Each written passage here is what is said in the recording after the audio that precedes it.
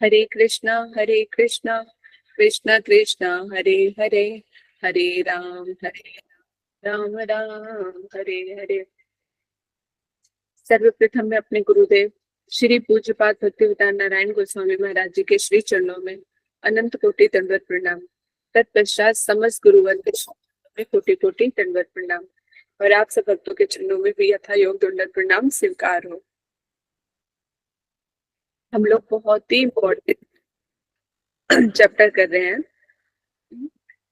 द्वितीय स्कंध नवम अध्याय में कृष्ण और ब्रह्मा जी का संवाद और चतुश्लोकी भागवत। क्योंकि ये ब्रह्मा जी और भगवान कृष्ण का संवाद है जब सृष्टि आरंभ भी नहीं हुई थी।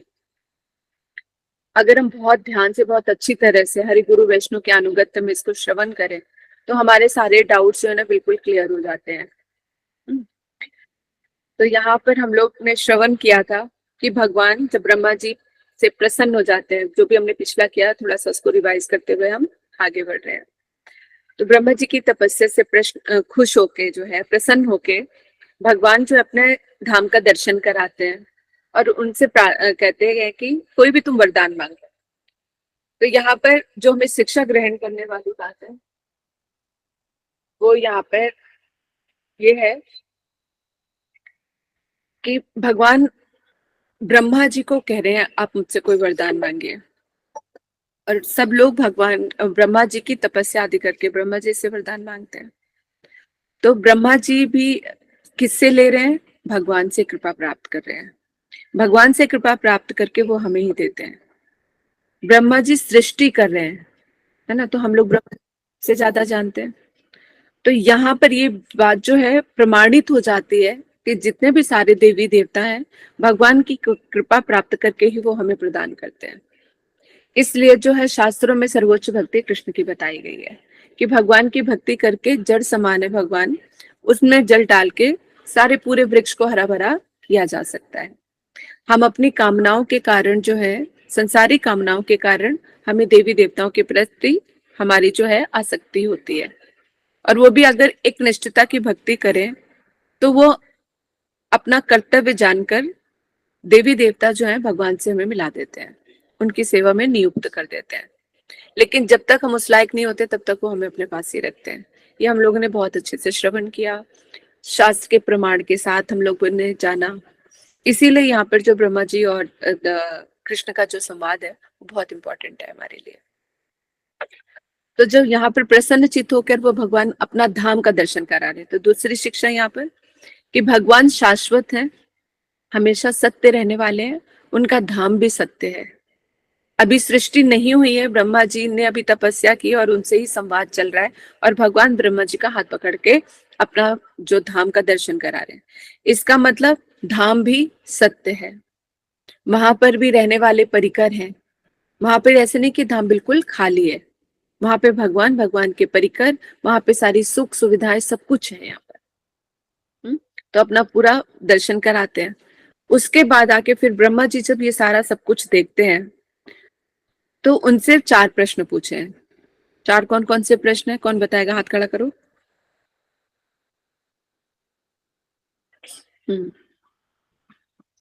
चलिए, 2 प्रश्न ललिता बता दे और 2 प्रश्न कहते हैं कि रेशमा जी। चलिए बताइए, ललिता से क्या बताओ? चलो चारों चारों बताओ जरा। हरे कृष्ण दीदी, दंडवत प्रणाम। जी दीदी, उन्होंने पूछा कि भगवान के कौन कौन से रूप हैं, और दूसरा भगवान की विभिन्न शक्तियां कौन कौन सी हैं, जैसे अपरा परा शक्तियों के बारे में। और तीसरा पूछा कि भगवान की शक्तियां किस प्रकार से कार्य करती हैं। ठीक है। और चौथा पूछा ब्रह्मा जी ने कि ये जो सृष्टि का मुझे आदेश दिया है, इसको मैं किस तरह से संचालित करूं। वेरी गुड, बहुत अच्छा। यही चारों प्रश्न है, आप सब यही है तो हाथ नीचे कर लीजिए। ठीक है। तो बहुत सुंदर तरीके, पता है ये 4 प्रश्न हमें याद रहने चाहिए, क्योंकि ये ही मुख्य 4 प्रश्न जो है भगवान कहते ब्रह्मा जी ने भगवान से किए, और इन्हीं के उत्तर में जो है 4 श्लोक। अब यहाँ पे देखो ब्रह्मा जी ने एक साथ सारे प्रश्न पूछे हैं, 4 प्रश्न पूछे, अभी 4 प्रश्नों का उत्तर जो है ये चतुश्लोकी भागवत में दिया है। तो पर्टिकुलर ऐसा नहीं है कि पहले वाले प्रश्न का उत्तर जो है पहले वाले में ही दिया है। ये जैसे 4 प्रश्न एक दूसरे से कनेक्टेड है, भगवान का स्वरूप। पहले वहां पे भगवान के जब रूप के बारे में पूछा, यानी भगवान के अनेक रूप है, तभी उन्होंने यहाँ पे पूछा। एक प्राकृत रूप है और एक अप्राकृत रूप है। यहाँ पे क्या बता रहे हैं भगवान कि मेरे जो है 2 रूप है, एक प्राकृत है और एक अप्राकृत है। तो प्राकृत और अप्राकृत के जो नहीं समझते, जिसको विज्ञान नहीं पता है, वही भ्रमित हो जाते हैं। तो वो निराकार की तरफ भी मुड़ जाते हैं, ब्रह्म की तरफ जो है मुड़ जाते हैं, उनको इस चीज का आभास नहीं रहता। इसलिए ब्रह्मा जी ने, क्योंकि उनको पता है कि भगवान का जो रूप है अनेक स्वरूप है उनके, तो वहां पे रूपों के कह रहे तुम आपका जो ये अप्रकृत जो रूप है ना प्रभु, मुझे इनके बारे में बताइए आप। तो यहाँ पे ज्ञान तो दे ही रहे हैं, तभी यहाँ पे बोला कि विज्ञान समन्वितम ज्ञानम परम गुह्यम में यद। जब इस तरह से पूछा ब्रह्मा जी ने, तो यहाँ पे भगवान कहते हैं कि जो तुम मुझसे ज्ञान पूछ रहे हो ना, ये बहुत ज्यादा गूढ़ है, ये किसी और को पता नहीं लग सकता। लेकिन क्या करे, यद विज्ञान समन्वितम, तो ज्ञान तो मैं तुम्हें दूंगा ही दूंगा, लेकिन साथ में तुम्हें इसका अनुभव भी कराऊंगा। क्योंकि जो प्राकृत और अप्रकृत रूप को शब्दों द्वारा तो जान जाता है, लेकिन उसका अनुभव नहीं होता। अनुभव अगर नहीं है तो वो आपका ज्ञान जो है व्यर्थ हो जाता है, क्योंकि वो खोखलापन रहता है। कैसे? जैसे आपको कोई शिक्षा दी जा रही है किसी चीज के लिए, आपने वो पढ़ ली, जैसे बोला जाता है सदा सत्य बोलो, ये शिक्षा हमने सुन ली, ज्ञान हो गया कि सदा सत्य बोलने वालों का कल्याण होता है, वो भगवान को बड़े प्रिय होते हैं। अब शब्द रूप में जान लिया हमने, लेकिन विज्ञान कब होगा? जब उस चीज को हम ग्रहण कर लेंगे। यानी अगर सिर्फ इतना हमने सिर्फ श्रवण करके ही छोड़ दिया और दूसरों को दे दिया, मैंने सुना कि सदा सत्य बोलना चाहिए, कहीं पर गई और वहां पे मैंने सुना कि सदा सत्य बोलना चाहिए, है ना, सत्य बोलने वाले का भगवान हमेशा सदैव साथ देते हैं। ये सारी चीजें, बहुत सारा चीज से सुन लिया, और जज एज इट इज जो सुना वो मैंने याद कर लिया। याद करने के बाद फिर मैंने ये वाला कहीं पर बोल दिया, लेकिन मैंने उस चीज को ग्रहण नहीं किया। झूठ बोलने में एक्सपर्ट, सारे गलत कार्य करने में भी बहुत वो एक्सपर्ट है। सब चीजें मैं कर रही हूँ, लेकिन सिर्फ सुना था और अच्छी अच्छी बातें सुनी और जाके बोल दी। तो क्या मुझे विज्ञान होगा, उस चीज का अनुभव होगा? नहीं होगा। तो जो मैंने दिया है वो किसी के ऊपर इतना असर ही नहीं करेगा, क्योंकि हमने वो ग्रहण करके नहीं दिया, सिर्फ शब्द रूप में गया है। तो इसीलिए अगर ज्ञानी तो बहुत लोग बन जाते हैं, लेकिन अनुभव करके उसमें मतलब स्थित हो जाना वो कोई नहीं कर पाता। यही कारण है। अब जैसे जो टीचर होता है ना, जैसे हम कॉलेज या स्कूल में जाते हैं, अगर वो टीचर जो है बहुत, उसको पढ़ाने का एक पैशन होता है, हर एक चीज को बड़े अच्छे तरीके से बताना समझाना, वो सारी चीजें, क्योंकि वो मतलब जिस चीज के जिस विषय को वो पढ़ा रहे हैं वो उसकी धरोहर है, वो जान है उसकी। तो आपको एक एक पॉइंट, आप एक एक बच्चे को बहुत अच्छी तरह से उसको एक्सप्लेन करते, बहुत अच्छे से बताएगा। लेकिन जो सिर्फ ड्यूटी करने के लिए आते हैं, वो क्या करेंगे क्लास में? ऐसे हमने स्कूल और मतलब कॉलेजेस में हम लोगों ने बहुत देखा है इस तरह से, कि कई आते हैं, बुक खोलो, खोल दिया, चैप्टर ये निकालो, चलो बच्चे तुम रीडिंग करना शुरू करो, रीडिंग कर दिया, थोड़ा बहुत उसमें समझा दिया, बाकी घर पे जाके अच्छे से पढ़ना, प्रश्न उत्तर करके आना, कल डिस्कस करेंगे, खत्म।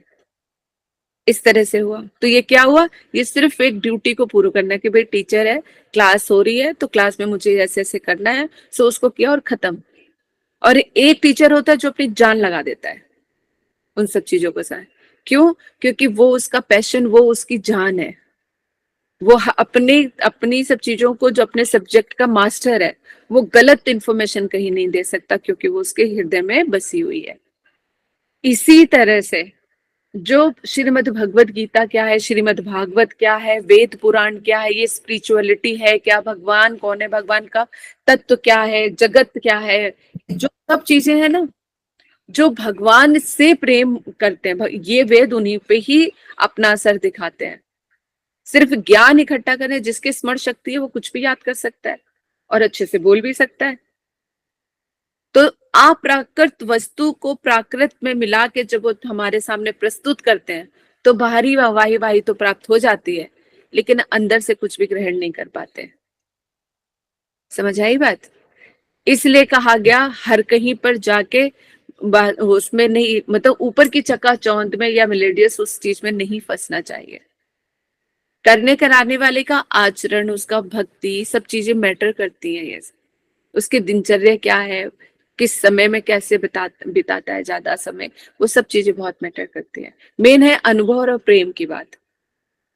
अगर कृष्ण को सरेंडर्ड है तभी वो वेद शास्त्र उसके हृदय में स्फुरित होंगे, क्योंकि ये दिव्य वस्तु है। कोई किताब ही नहीं है कि किसी ने कुछ लाकर और प्रिंट करके दे दिया और वो सब चल रहे हैं। एक एक शब्द सजीव मानो कि ये सारे जो जितने भी शास्त्र श्लोक हैं, श्रुतियां आदि हैं, वो सब कहते हैं कि एक मूर्ति स्वरूप है, पर हमारे इन चक्षुओं से कुछ भी दिखाई नहीं दे सकता। इसको सिर्फ अनुभव कर सकते हो आप।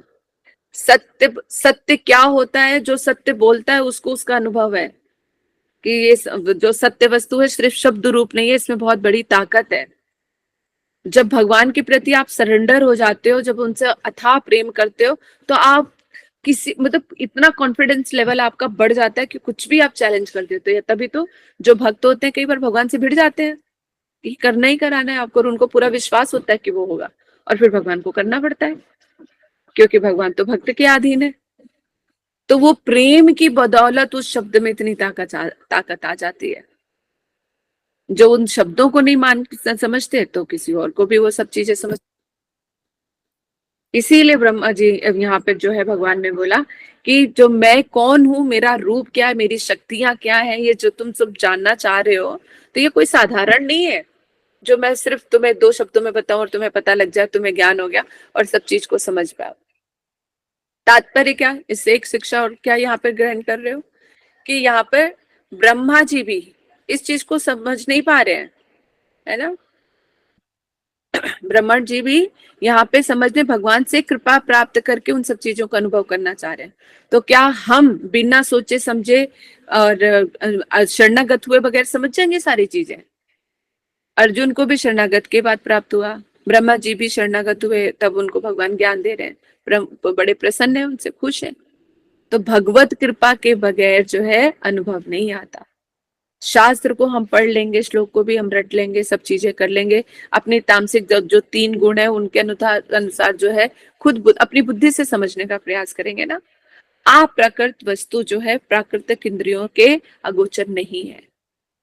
इसलिए भगवान ने जब बोला कि मेरा अप्राकृत रूप है, जैसे आगे ब्रह्मा जी, और जब ये चारों प्रश्न तो आप लोगों ने सुनी लिए है ना, कि आपका रूप क्या, तो यहाँ पे प्राकृत और अप्राकृत के रूप में बता रहे हैं। तो वहां बोलते हैं अहमे वास में वाग्रे, है ना, मैं हूं। यहाँ पे भगवान ने जो अहम शब्द का इस्तेमाल किया, मैं, वो 3 जगह पे किया है। अहमे वास में वाग्रे, एक यहाँ पे कर लिया, अहम सबसे पहले ले लिया, नान्यद यद सत सत परम पश्चादहम, पश्चादहम यहाँ पे भी अहम आया एक है। फिर यदे तच्चे यो वशिष्येत सो सम्यहम, तो तीसरा यहाँ पर आया। यानी 3 बार मैं शब्द का प्रयोग किया भगवान ने यहाँ पे। क्या कारण है? करने को तो वो एक से भी कर सकते थे, क्या उनकी बात प्रूफ नहीं होती? लेकिन एक बात को प्रूव करने के लिए, करने के लिए कि ये परम सत्य है, उसको 3 बार किया गया। जैसे बोला हरे नाम हरे नाम हरे नाम केवलम, है? क्योंकि कलयुग में क्या है, केवल हरिनाम, केवल हरिनाम, केवल हरिनाम ही हमें इस चीज से पार लगा सकता है और कुछ नहीं हो सकता। तभी उसका 3 बार प्रयोग हुआ। तो इस श्लोक में जो है भगवान भी 3 बार उन्होंने अहम शब्द का जो है इस्तेमाल किया यहाँ पर, कि केवल मैं ही हूं, मैं ही हूं, मैं ही हूं। तो बोलते अहमे वास में वागरे, यानी मैं जब सृष्टि नहीं है तो उससे भी पहले, क्या सृष्टि से पहले भी कौन था? सिर्फ मैं था। और सारे मतलब प्रलय, प्रलय हुई कहते कि प्रलय के बाद सारा खत्म सब कुछ, जैसे सोने के लिए चले जाते हैं भगवान। क्या बोला? 3 बार क्यों? यही तो बता रही हूँ कि यहाँ पर 3 बार के बोला है परम सत्य की भगवान कृष्ण के अलावा कुछ नहीं है, कुछ नहीं है, कुछ नहीं है। तो यहाँ पे वो कह रहे हैं कि मेरे अलावा यहाँ पे कुछ नहीं है, कुछ नहीं है, कुछ नहीं है, न सृष्टि से पहले, न सृष्टि के बाद, और न सृष्टि के हुस्न में। जहां पर हूँ बस मैं ही, अगर कोई है तो सिर्फ मैं ही हूँ, बाकी जो तुम्हें कुछ भी दिखाई दे रहा है वो कुछ नहीं है। तो जैसे ये पत्नी पढ़ा। के तो उसमें भी 3 बार ही बोलते हैं ना, संसार में भी जैसे ऑर्डर ऑर्डर ऑर्डर, हाँ, कोई भी। तो जैसे अगर इसी के लिए मतलब कहते हैं कि वैष्णव जो है कई बार उदाहरण देते हैं, जैसे संसार में कोई बच्चा कहते हैं कि तुम्हें जाना है यहाँ पे, एक बार बोल दिया तो मन में आता है कि अगर नहीं भी जाऊं तो चल जाएगा। फिर भाई तुम्हें जाना है मतलब जाना है, तो समझ में आ जाता है कि अगर नहीं गया तो मुझे उठा के यहाँ से बाहर निकाल दिया जाएगा। तो 3 बार हो गया, मतलब फिर उसके बाद तुम्हारे पास कोई ऑप्शन नहीं बचती। इसीलिए भगवान यहाँ पे इस चीज को समझा रहे हैं कि मेरे अलावा यहाँ पे कुछ नहीं है, नहीं है, नहीं है। तो क्या बोला, हमें वास में वागरे, सृष्टि से पहले में था। तो यानी सृष्टि भी नहीं थी अपने। तो यहाँ पे एक उदाहरण दिया कि भगवान उस टाइम पे जब पूरी दुनिया, जब सारा सृष्टि नहीं है, कुछ भी नहीं है, प्रलय में सब कुछ नाश हो जाता है, तो कह रहे उससे भी पहले में था, यानी सृष्टि के बाद भी वो थे, तो क्या कर रहे थे। तो यहाँ पे उदाहरण देते हुए इसको इस तरह से समझे, तो क्या भगवान कह रहे एक केवल मैं ही था तो क्या कर रहे थे, उस टाइम पे वो कहाँ थे। तो भगवान ने, उन्होंने बोला मेरे रूप गुण लीला आदि सब कुछ है, ये भी नित्य है। तो भगवान जब सृष्टि, जब अकेले वो रह गए तो फिर रूप लीलाएं वगैरह सब कैसे चल रही है। तो क्वेश्चन मार्क आ सकता है यहाँ पे, ब्रह्मा जी यहाँ पे पूछ रहे हैं। बहुत सारी चीजें हैं, लेकिन जो बीच जो जितना स्मरण और जितना हरि गुरु वैष्णव से समझ के जितना याद है उतना मैं आपको बताते जा रही हूँ। तो यहाँ पे ब्रह्मा जी मानो पूछ रहे हो कि भगवान जब आप मतलब सृष्टि में कोई, आपने बोला कि कोई नहीं रह जाता, केवल मैं रहता हूँ, तो आपकी, आपने बोला कि आपका और जो लीला है वो नित्य है। तो जब वो नित्य है तो यहाँ पे बात खंडित हो रही है कि जब आप अकेले रह गए तो फिर लीलाएं वगैरह सब कहाँ पे होंगी, कैसे है। तब भगवान बताते हैं कि जो कुछ भी मैं हूं, सृष्टि से पहले एक मैं ही दिखा। तो यहाँ पे इस चीज को ऐसे समझना पड़ेगा कि मान लो जैसे एक डॉक्टर है, डॉक्टर हॉस्पिटल में जाके अपना सारा कार्य करता है, ठीक है। एक रूप तो क्या हो गया भगवान का, कि जो सामने प्रकट है, सारे कार्य कर रहे हैं, जगत के काम कर रहे हैं, बाकी सारे काम कर रहे हैं, सृष्टि की उत्पत्ति हो रही है, सारा सब कुछ कर रहे हैं। जब प्रलय आ जाती है तो ऑफिस बंद, यानी सारे कार्य ठप जाते हैं। फिर भगवान कहाँ चले जाते हैं, अपने नित्य धाम में। नित्य धाम में उनके रूप भी है, गुण भी है, सब कुछ है, और उनकी वहां पे सेवा चलती रहती है, परिकर है। तो दोनों चीजें आ गई कि जब यहाँ पे संसार का कार्य, जैसे मान लो इसको और भी अच्छी तरह से समझोगे, कि जब डॉक्टर जैसे पहले काम करे तो छुट्टी ले ले, तो उसकी वर्दी भी उतर गई, सब कुछ हो गई, चाहे वो बनियान और कच्छे में घूमता रहे। तो एक उसका वो रूप है, और एक है कि अच्छे खासे पूरी ड्रेसअप अपना कपड़े अपने पे, और उसका कोट वोट पहन के घूम रहे हैं, स्टेथोस्कोप अपने गले में टांगा हुआ है, सब चीज बड़े उसमें चल रही। एक ये रूप है, और एक वो रूप है जो घर में है। तो इसलिए जब भगवान सामने, और कहते कि जो उनका जो दिव्य स्वरूप है वो फिर किसी को दिखाई नहीं देता। दूसरा अप्रकट जो रूप है वो इन चक्षुओं से नहीं दिखाई दे सकता। भगवान जब प्रकट लीला में आते हैं तो उनको प्राकृत रूप कहते हैं, कि उनको कह सकते हैं। एक प्राकृत रूप उनका है, जब वो लीला करने के लिए अवतरित होते हैं तो सबको दृष्टिगोचर होते हैं, सबको दिखाई देते हैं। लेकिन जब वो अप्रकट रूप, जो अपनी दृष्टि से गोचर ही नहीं हो रहे, इन इंद्रियों से दिखाई नहीं दे रहे, जैसे आगे मुझने बोला ना कि अपने ये तुम्हारे रूप है, तो यहाँ पर जो बोला हमें वास में वक्त, यानी उससे पहले भी मैं तुम्हारे पास था। जब सृष्टि प्रलय होती है तो मैं अपने नित्य धाम में, उनका धाम तो नित्य, वहां पर बैठ के आराम से लीला आदि करते हैं। यानी जैसे कोई मैनेजर जो है अपनी मैनेजर की पोस्ट का त्याग करके, ऑफिस बंद, कार्य बंद, सारा सब कुछ बंद, और वो घर पे आराम से बैठे हुआ अपनी बीवी बच्चों के साथ बड़ा आनंद कर रहा है। तो उनके रूप गुण लीलाएं अलग हो गई, और जब वो अपनी ड्यूटी पर होते हैं तो उनके रूप गुण लीलाएं सब अलग हो जाती हैं। यहाँ पे जो बोला नान यद यत सत सत परम, तो यहाँ पर ये सत का मतलब क्या है, यहाँ पर आ गया कार्य। कार्य का मतलब जगत का कार्य, सत्य एक ये हो गया, और दूसरा असत्य। और असत्य वस्तु ये तो कुछ देर के लिए है, फिर उसके बाद तो कहते हैं सृष्टि होती है और उसके बाद प्रलय हो जाती है ना। तो यहाँ पर भी क्या, असत वस्तु, यानी जिसके कारण, जिस कारण से ये जगत उत्पन्न होता है, इंटीग्रेंट्स जो होते हैं, जो असत वस्तु है, और एक परम माया। माया ये सारे कार्य करवाती है। तो कह रहे ये सब उनसे पहले भी मैं था, और जब ये सृष्टि होती तो भी मैं हूं, और जब मैं नहीं, जब ये सारी सृष्टि नाश हो जाती तो ये ना कार्य रहता है ना कारण रहता है, कुछ भी नहीं रहता, केवल सिर्फ मैं ही रहता हूं। इसलिए उन्होंने बोला कि पहले भी मैं ही था, जब सृष्टि हो रही है तब भी मैं हर जगह नजर आऊंगा, और पश्चात हम यदे तच यो वशिष्यत सो से मैं हम, और जब ये सृष्टि हो रही है तब भी मैं हर जगह नजर आ रहा हूँ। तो मानो जैसे ब्रह्मा जी कह रहे हो कि जब पूरी सृष्टि हो जाती है तब आप कहाँ नजर आते हो, तब तो आप नजर नहीं आते। अभी आपको मैं दर्शन कर रहा हूँ, जब ये सृष्टि की मैं रचना कर रहा हूँ तो आप मुझे नजर नहीं आते, सारे जीव आत्माएं नजर आती हैं, पेड़ पौधे कहते पर्वत, ये सब नजर आते हैं, आप कहाँ हो इसमें से। लेकिन आप कह रहे हो कि जब सृष्टि होती है तो मैं आपके सर्वत्र हूं, मैं सब जगह हूं, तो आप कहाँ पर हो। फिर भगवान बताते हैं, गूढ़ ज्ञान देते हैं। आगे के श्लोक जो है ना इसमें, दूसरा श्लोक जो इनका है, तीर्थम यत प्रीतियेत न प्रीतियेत चात्मनि तद विद्यात्मनो माया यथा भासो यथा तमा। तो ये जो चारों श्लोक है ना, सब मिलजुल के सारी एक चीज को, ये चारों श्लोक मिलकर एक पूरी भागवत को बनाया है। इसी में से ही सारी ये उद्भूत हुई 18,000 श्लोक।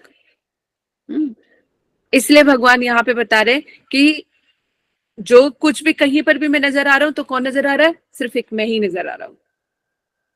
जैसे बानो पूछ रहे कि अच्छा सारे जीवों में कहाँ पे नजर आ रहे हो, तो बोल रहे क्या है, अंतर्धान उसमें रूप में, अंतरात्मा के रूप में है, परमात्मा के रूप में है ना, जो दृष्टि गोचर नहीं हो रहे, जो इन नजरों से दिखाई नहीं दे रहे, इंद्रियों, जिन इंद्रियों से, प्राकृत इंद्रियों से वो दिखाई नहीं दे रहे, इसलिए उनको सब निर्विशेष कह देते हैं कि भगवान का कोई आकार नहीं है। और जो ये पेड़ पौधे, अगर मानो ब्रह्मा जी बोल रहे कि ये पेड़ पौधे या जो पर्वत है, इनके अंदर तुम कहाँ पर हो, तो यहाँ पर गोस्वामियोपाद ने बताया क्योंकि भगवान से वो प्रकट हुए, भगवान की शक्ति का परिणाम है वो। तो भगवान की शक्ति के परिणाम होने के कारण भगवान की कृपा या भगवान भी उसी में समाहित है। इसका उदाहरण देते हुए बताते हैं, जैसे राजा कहाँ है, बैठा हुआ है अपने घर के राजमहल में,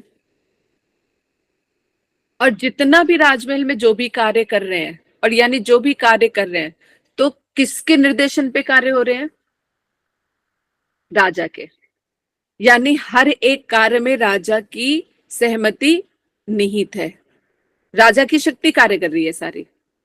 वो कहाँ बैठा हुआ है, अपने राजमहल में, लेकिन वो शक्ति कैसे कार्य कर रही है, सब लोगों के बीच में।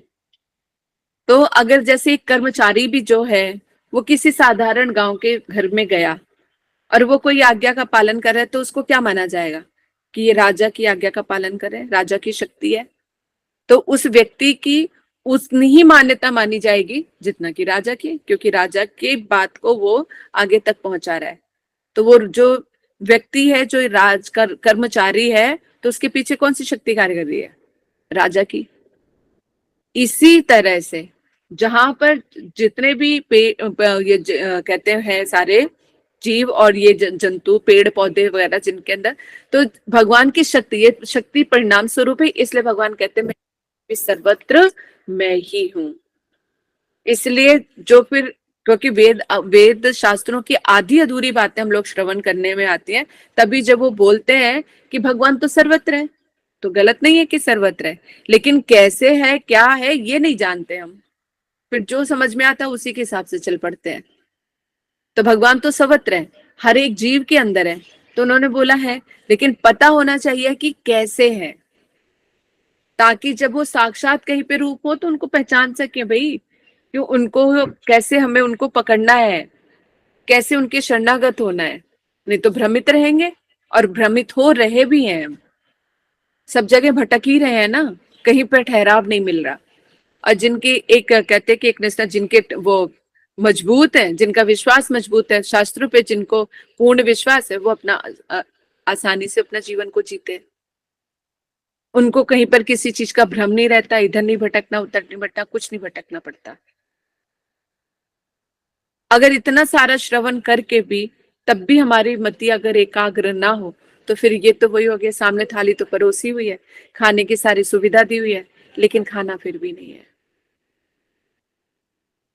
तो बहुत ही, इसलिए भगवान ने बड़े ही, कहते हैं ना, पूरा का पूरा सागर बिल्कुल किसमें, 4 श्लोक में भर दिया। पूरी श्रीमद् भागवत इन 4 श्लोकों में समाहित हो गई है। सब सभी के संशयों का नाश है यहाँ पर, सारे संशय नाश हो जाते हैं। और जहां पे जो सुकृतिवान जीव है वो शरणागत होकर भक्ति में लग जाता है। मृत्यु कभी भी किसी सर पर है हमारे, कभी भी आ सकती है, लेकिन मृत्यु के विषय में हम सोचते ही नहीं है। अगर मृत्यु का भय रहे ना, थोड़ा सा रहे कि हाँ कभी भी मर सकते हैं, तो गलत काम कर ही नहीं सकते। भगवान, अगर पता चल जाए कि अगले 10 मिनट में हमारी मृत्यु होने वाली है, 10 का छोड़ो, घर पे डाकू और या कोई इस तरह से पहुंच गए तो कौन याद आएगा कि हे भगवान बचा लो? तब कहीं और कोई चीज ध्यान आएगी? 4 डाकू घर के अंदर घुस गए और दरवाजा उन्होंने अंदर से बंद कर लिया, हमारे प्राण पकौड़े तो वैसे ही उड़ जाएंगे उनके इस तरह की दशा देख कर ही। तब मन में विचार आएगा ना कि हे भगवान बचा लो। फिर भगवान क्यों याद आ रहे? फिर धन दौलत बाकी सब चीजें क्यों नहीं याद आ रही? बाकी सारे कार्य क्यों नहीं याद आ रहे? उस टाइम पे क्यों भगवान की याद आएगी? तो इसलिए यहाँ पे तो भगवान की कृपा प्राप्त करने के लिए उनसे इंटीमेसी भी जरूरी है। ऐसे टाइम पे कौन काम आएगा? जिसके साथ आपकी बनी होगी, जिससे आप प्रेम करते होंगे, आपको पूरा विश्वास होगा कि एक कॉल भी चली गई तो वो मुझे बचाने के लिए आ जाएंगे या कुछ ना कुछ जरूर करेंगे। एक इंसान पे तो इतना भरोसा होता है, और उसको बना इस अवस्था में लाने के लिए उनके साथ करना पड़ता है, कितना कुछ उनके साथ समझना बनाना पड़ता है, एक रिलेशनशिप को मेंटेन रखना पड़ना पड़ता है, तब जाके कहीं कोई हमारी हेल्प करता है। और भगवान जो सदैव हमारे साथ रहते हैं, हर पल हमारे साथ रहते हैं, उनको कहीं पर ना फोन की जरूरत है ना किसी चीज की जरूरत है, सिर्फ एक हृदय की जरूरत है। लेकिन तब भी हम उनको स्मरण ही नहीं करते, टाइम ही नहीं है भगवान का नाम लेने के लिए या उनका दर्शन करने के लिए, उनकी कथा सुनने के लिए। दुनिया भर के काम है, लेकिन सिर्फ एक भजन करने या उनको स्मरण करने का टाइम नहीं है। और मृत्यु घूम रही है, काल चक्र जो है हर जाता एक सेकंड हमारी उम्र को कम करता जा रहा है। हर एक जाता समय, पल कभी भी वापस नहीं आता, वक्त कभी भी वापस नहीं आता है, ये सब जा रहा है, आ कुछ नहीं रहा हमारे पास। फिर भी भगवान को याद, हमारे पास समय नहीं है। अगर इतना भी ना समझे तो फिर हम क्या ही समझ सकते हैं। इतना खुल के भगवान इस चीज को बता रहे हैं। तो यहाँ पे क्या बताया? सद यानी कार्य, तो दूसरा जो असत यानी जो उसका कारण स्वरूप है, परम कह रहे कुछ नहीं था, जहां पर हूं सब कुछ हूं, बस मैं ही हूं। इसीलिए यहाँ पे कह रहे वेद और शास्त्रों में अगर कुछ जानने वाली चीज है, कहते पहली चीज बता रहे यहाँ पे हमें वासना, यहाँ पे 3 बार बताया कि जो कुछ हूं बस एक मैं ही हूं और कुछ भी नहीं है। यानी शिक्षा क्या, इस श्लोक में कृष्ण ने इतने खुल के सब चीजें बताई हैं कि मेरे अलावा कुछ भी नहीं है। फिर हम किसके पीछे भाग रहे हैं? असत तृष्णा के पीछे, असत्य वस्तु के पीछे, और जिसके पीछे भागना चाहिए उसको हम भाग नहीं रहे। इसलिए भगवान ने जो कुछ भी दिया है, जैसा भी दिया है, जिस भी परिस्थिति में रखा है, वहीं पर ही शरणागत होकर हमें भजन करने की आवश्यकता है। क्योंकि ये कर्म के चक्र हैं, हम कर्म के जाल में फंसे हुए हैं। जैसे जैसे हमने कर्म किए उनके भोग हमें भोगने ही पड़ेंगे। इसलिए भगवान की नाम की छतरी लेके चलेंगे तो सारे जो सुख है चाहे दुख है वो आराम से भोगे जाएंगे, क्योंकि एक सुपर पावर शक्ति हमारे पास रहेगी। या अपने कर्मों के भरोसे अगर हमने सहा और सोचेंगे सब कुछ हम करके देख लेंगे, तो फिर हम तो फंसे हुए हैं। क्योंकि संसार में ना धनी सुखी है ना गरीब सुखी है, कोई भी सुखी नहीं है। सुखी केवल वही है जो भगवान के भक्त हैं, और वो भी जो शरणागत हैं। जो शरणागत नहीं है वो भी भटकते रहेंगे, वो तो उनके लिए तो और ज्यादा मुश्किल है। एक अज्ञानी है जिसको पता ही नहीं कि क्या करना है क्या नहीं करना, तो वो अपने अज्ञानतावश कर्म कर रहा है। लेकिन जिसको सब कुछ पता है और वो फिर उस चीज को नहीं मान के चल रहा है, तो उसके लिए तो और ज्यादा अपराध है। जानते बूझते उसमें हम अपने पैरों पे कुल्हाड़ी मारते हैं। जाने अनजाने लग जाए चोट कोई बात नहीं, लेकिन जिनको शास्त्रों का ज्ञान है, जो अच्छा बुरा समझते हैं, जो भगवान के बारे में जानते हैं, और उसके बाद भी अगर विश्वास नहीं करते हैं या नहीं कर चलते हैं, तो उनके लिए और मुश्किल है ना। तो इसलिए, और हमें मुश्किल लगता है क्योंकि हम उस चीज को दिल से नहीं करते ना। प्रेम सबसे करा लेता है सब चीजें। एक इंसान से जब हम जितना प्रेम करते हैं, तो उसके लिए हम कुछ भी करने के लिए तैयार हो जाते हैं। स्त्रियां जो है अपने पति और बच्चे से इतना प्रेम करती है कि उनके लिए किसी भी एक्सीडेंट, बनने को तो सीधी साती सावित्री बन जाए, बनने को चंडी भी बन जाए। जब घर की परिवार अपने बच्चों की बात आती है, तो कितना प्रेम है अपने पति और बच्चों से, कि वो अपने शरीर को नहीं देखती, कि कुछ नहीं देखती है, और जरूरत पड़े तो जान भी दे दे। स्त्री का जहां तक मतलब वो है कि ये दो, स्त्री और पुरुष दोनों के लिए है, कि अपने परिवार के लिए कभी भी किसी भी एक्सीडेंट तक जा सकते हैं वो। ये प्रेम है, आसक्ति है ना। लेकिन भगवान के साथ नहीं है, जो हमारे लिए सारा सब कुछ करते हैं।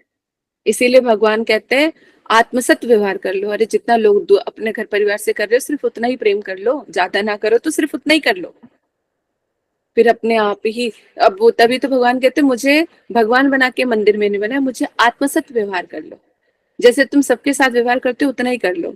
मुझसे थोड़ी सी बातें कर लो, मुझे थोड़ा सा खाना दे दो, मुझसे बातचीत कर लो, मेरे साथ भी खेल कूद लो, कुछ मेरे लिए भी ले आओ, खुद पहनते ओढ़ते मुझे भी कभी कभी पहना उड़ा दो। बस इतना ही तो चाहते हैं, और क्या चाहते हैं। हाँ, बस सात्विक फूड। तुम्हारे साथ वो शराब बैठ के नहीं पियेंगे, तुम्हारे साथ वो, क्योंकि उनका भी अपना है कि गलत गंदी चीजों को वो नहीं स्वीकार कर सकते, पाप को वो स्वीकार नहीं करेंगे। हाँ, मुक्ति कर दिलाने की जरूर वो करते हैं, कि जब अपने आप उनके अंदर सामर्थ्य है कि वो करने को तो कुछ भी कर सकते हैं, लेकिन हमें मौका देते हैं। तो ये मनुष्य जन्म ही भगवान का सबसे बड़ी कृपा है, और बहुत बड़ा मौका है अपने सारे बुरे कर्मों से निकल के भगवत धाम जाने का। क्योंकि हमारी आत्मा जो है सच्चिदानंद स्वरूप है, ये परम सुखी उन्हीं के पास जाकर ही होगी, भगवान के घर पे। ये स्वर्ग लोग हमारा घर नहीं है, या इसके उच्च लोक जो के वो भी घर नहीं है, वो भी वहां से भी हमें आना पड़ेगा। तो ये भ्रमण करते रहेंगे। जैसे जिसका कोई स्थायी कमरा नहीं होता ना, जैसे परमानेंट हाउस नहीं है किसी का, तो रेंट पे जो रहते हैं, तो वो तो घर बदलते रहते हैं, कभी इसमें कभी उधर। वो तो हम लोग भी 84 लाख योनियां भी बदलते रहते हैं, और इधर ऊपर से कभी उच्च लोक में पहुंच जाते हैं, फिर नीचे आ जाते हैं, फिर नीचे, इसी तरह से करते रहते हैं। लेकिन जो अपना घर ले लेते हैं, है ना, जिनका अपना परमानेंट हाउस होता है, तो उनको ये रहता है कि अब पूरी जिंदगी हमारी यहाँ पे कट जाएगी, यहाँ से हमें किसी और घर पे जाना नहीं पड़ेगा। इसी तरह से हमारा जो परमानेंट घर है वो भगवत धाम है। क्योंकि हम ये शरीर नहीं है, हम आत्मा है, और आत्मा सच्चिदानंद स्वरूप है। तो जहां पे वो आत्मा रह सकती है, वही हमारा घर है। जैसे हम मनुष्य हैं, हम जंगलों में नहीं रह सकते, या किसी गुफा में। ऋषि मुनियों की बात अलग है, भगवत भक्तों की बात नहीं हो रही यहाँ पर, वो तो कहीं पर भी रह लेते हैं। एक संसारी जो जीव है, उसको सिर छिपाने के लिए छत चाहिए, पहनने के लिए कपड़े चाहिए, खाने के लिए खाना चाहिए, बाकी सारी सुख सुविधाएं चाहिए, है ना। तो ये सब वहां पे ऐसे नहीं रह सकते।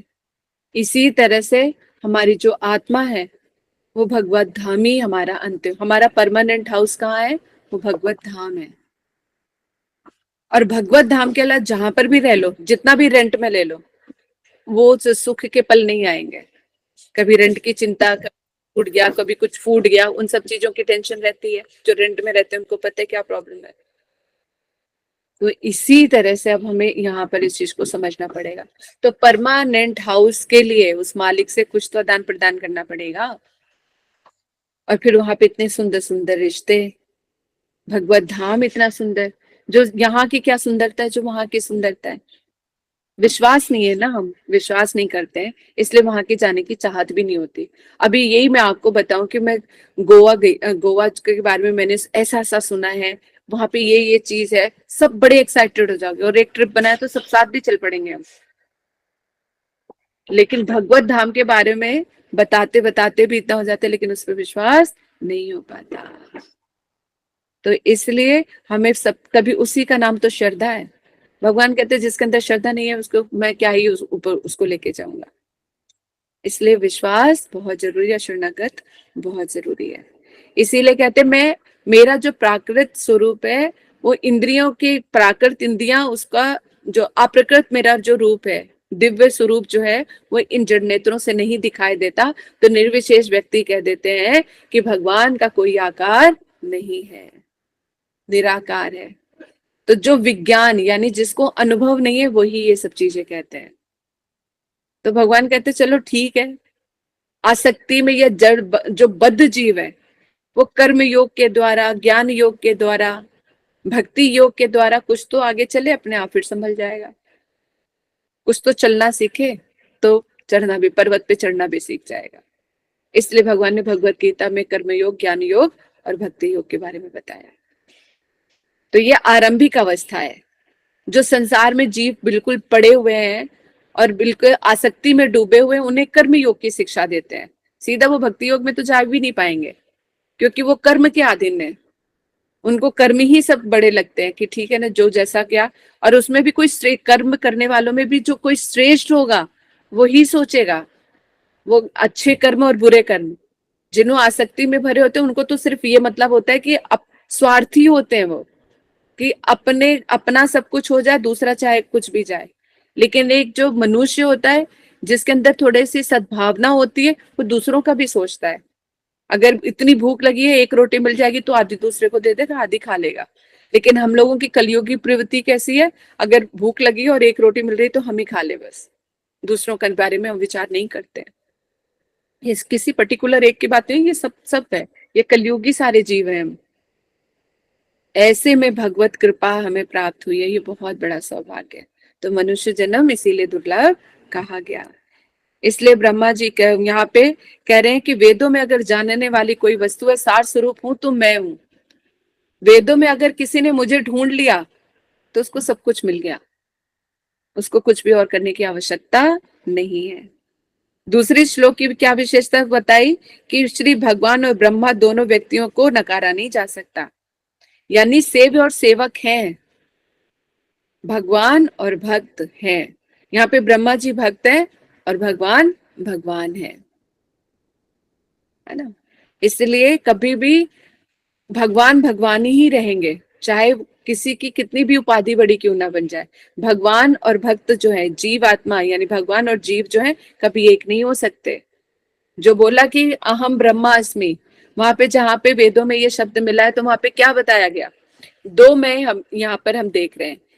एक मैं तो भगवान ने बोला कि मैं हूं, दूसरे एक मैं यानी भगवान जो बोल रहे हैं, भगवान ने ब्रह्मा जी का सृजन किया, ब्रह्मा जी को प्रकट किया है, तो दूसरे वो मैं हो गए। लेकिन ब्रह्मा जी वाला मैं जो है बहुवचन है और कृष्ण का मैं एक वचन है, यानी कृष्ण से ना बढ़कर कोई था, ना है, ना कोई होगा।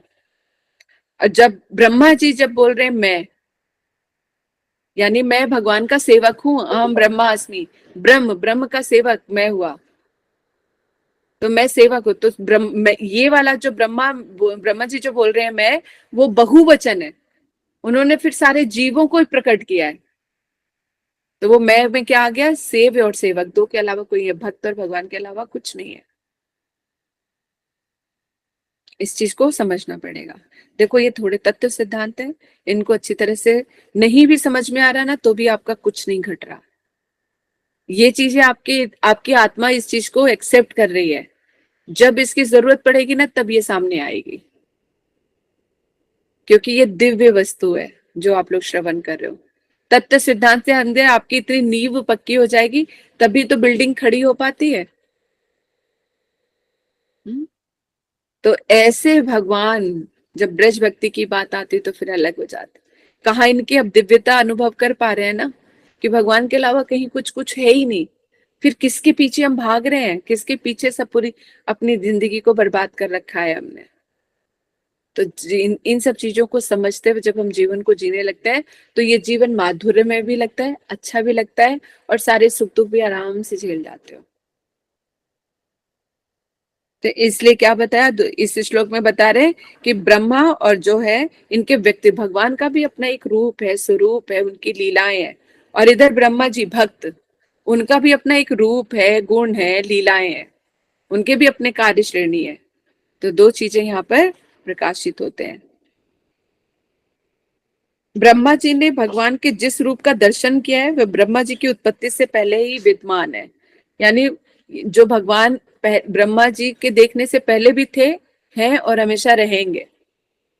फिर हम कैसे भगवान के बारे में कह सकते हैं कि वो निराकार है, उनका कोई आकार नहीं है। लेकिन जो वेद और शास्त्र में बताई गई हैं चीजें, वो उनको जब तक हम पूरी तरह से नहीं समझेंगे तभी हम भ्रमित हो जाते हैं। यानी अगर सार रूप में अब हम लेके चले तो भगवान का एक सुंदर सा स्वरूप है, उनका रूप है और वो साकार है। तो उनकी ज्योति क्या है, जो उनके एफिलियंस है वो ज्योति है। जो बिल्कुल कहते हैं ना शॉर्ट उसमें करके बताया, जो विस्तार से बता रहे तो उसको समझना पड़ेगा और शॉर्ट फॉर्म में समझना पड़ेगा कि भगवान अपने आप को तीन रूपों में प्रकाशित करते हैं, ब्रह्म, परमात्मा और साकार रूप में, यानी भगवान के रूप में। ब्रह्म क्या है, उनका ऑरा है, उनकी रोशनी है, जो उनका तेज है, तेज को यहाँ पे ब्रह्म बोला गया।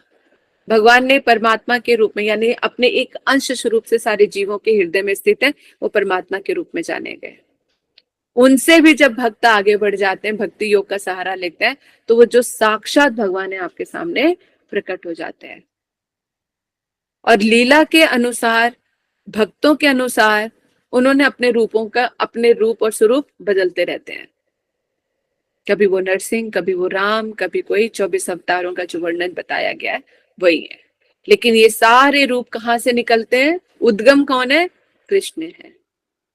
ईश्वर परम कृष्ण सच्चिदानंद विग्रह अनादिरादि गोविंद सर्व कारण कारण एते चांस कला पुंसा कृष्णस्तु भगवान स्वयं। इसलिए भगवान के जितने भी अवतार हैं, जितने भी सब देवी देवता है, जो कुछ भी आपको दिखाई देता है, या तो उनके अंश है या कला अवतार है, लेकिन कृष्णस्तु भगवान स्वयं, इतना स्पष्ट शब्दों में बोल दिया गया। तभी तो कहा जो श्रीमद् भागवत है ये सर्व प्रिय, सबसे ऊपर है, क्योंकि ये सारा सार स्वरूप है। सार स्वरूप है इसलिए इसकी एक एक चीज बड़ी महत्वपूर्ण है। तीसरी अन्य विशेषता क्या है कि यह कि परम सत्य श्री भगवान और उनके धाम की पहले ही व्याख्या की जा चुकी है। भगवान नित्य, उनका धाम भी नित्य, उनके परिकर भी नित्य।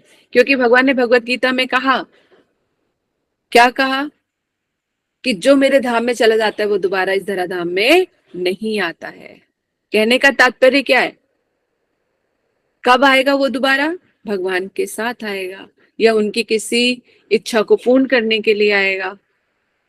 लेकिन जो भगवान को एक बार प्राप्त कर लेता है तो वो चाहे इस जगत में रहे, चाहे जड़ जगत में रहे, किसी भी जगत में रहे, किसी भी ब्रह्मांड में रहे, लेकिन वो भगवान के सदैव वो रहते हैं, है ना। जैसे राजा अपने जो कर्मचारी उनको कहीं भी भेज दें, लेकिन है तो वो राजा का परिकर।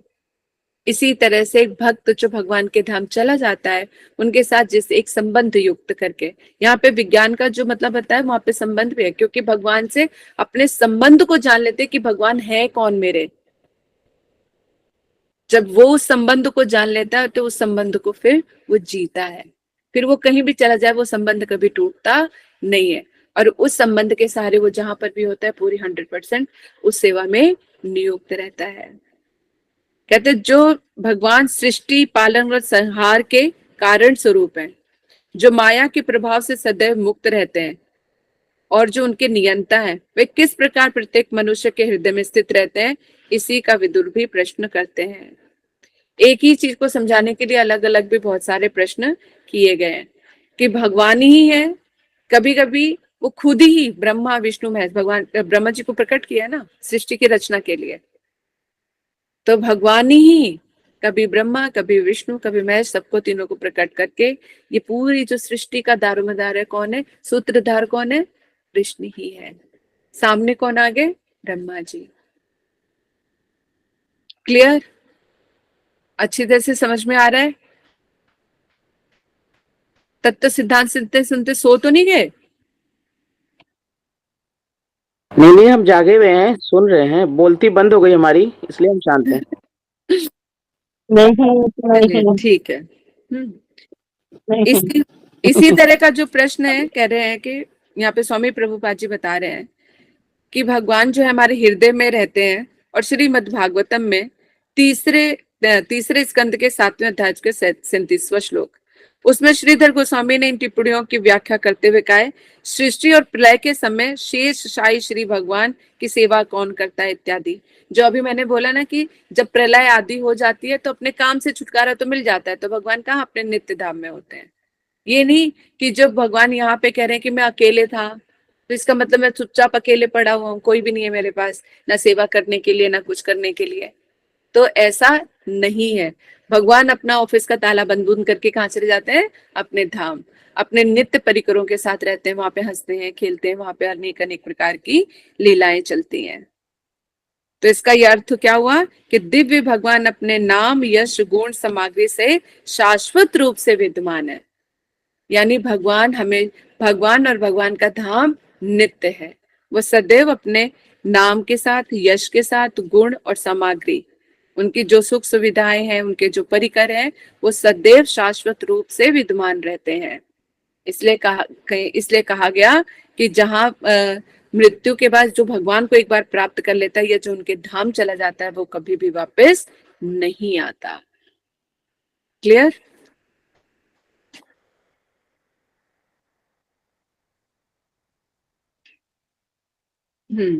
यानी भगवान जो है तीनों अवस्थाओं में सर्वदा विद्यमान रहते हैं।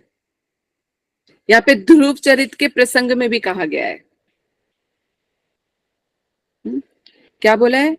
ना चुवंते अपि यद भक्ता महत्याम प्रलयपति अतो च्युतो खिले लोके सा एका सर्व गोवेयः।